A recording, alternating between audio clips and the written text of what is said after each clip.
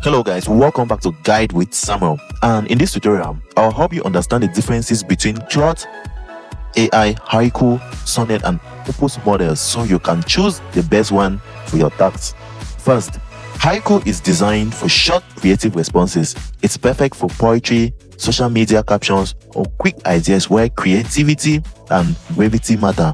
Next, Sonnet focuses on balanced responses with slightly longer context handling. It works well for summarizing documents, generating emails, or structured content without losing clarity. Finally, Opus is Claude's most advanced model, handling longer conversations, complex reasoning, and detailed analysis. It's ideal for technical tasks, coding, or multi-step problem solving. When choosing a model, consider your goal. Use Haiku for creative burst, Sonnet for general purpose writing, and Opus for deep complex tasks.